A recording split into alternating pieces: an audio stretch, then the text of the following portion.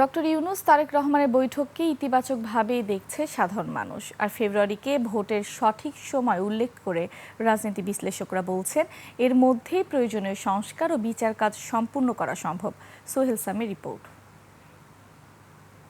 তাড়াতাড়ি হলে সবচেয়ে ভালো। দেশের যে অবস্থা, দেশের পরিস্থিতি ভালো থাকে, ভালো হয়ে আগায় তাহলে আমরা খুশি। এভাবেই লন্ডনের বহুল আলোচিত বৈঠক নিয়ে নিজেদের মতামত জানালেন সাধারণ মানুষ।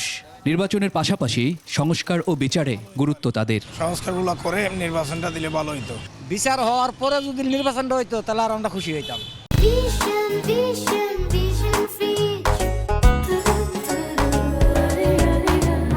ডক্টর ইউনূস ও তারেক রহমানের বৈঠকে ফেব্রুয়ারি মাসে নির্বাচনের প্রস্তাবনার বিষয়টি উঠে আসাকে ইতিবাচকভাবে দেখছেন রাজনীতি বিশ্লেষকরা।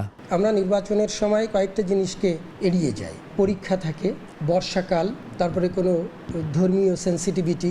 রাজনৈতিক সমঝোতা যে আলাপ আলোচনার মাধ্যমে করা যায় এবং বাংলাদেশের রাজনৈতিক সংস্কৃতিতে যে নতুন ধারা আসছে সেইটা কিন্তু আজকের মিটিংয়ে আমরা বুঝতে পেরেছি। বাংলাদেশের রাজনীতিতে তারেক রহমানের প্রাসঙ্গিকতা কতটুকু এই বৈঠকের মাধ্যমে তা আবারও প্রমাণিত হলো। এই বৈঠকটা বাংলাদেশের রাজনীতিতে বিএনপির যে অপরিহার্যতা, এটাকে কিন্তু একটা শক্ত ভিত্তির উপরে দাঁড় করাচ্ছে এবং জনাব তারেক রহমান বাংলাদেশের রাজনীতির জন্যে যে অনেক গুরুত্বপূর্ণ তারও একটা রিফ্লেকশন। সিদ্ধান্ত বাস্তবায়নে ভিন্ন মতের সাথে আলোচনারও তাগিদ বিশ্লেষকদের। সুইটেবিলিটি যদি ফেব্রুয়ারি হয় অন্যান্য দলগুলো বাধা দিবে কেন? সোহেল সামি, একুশে টেলিভিশন, ঢাকা।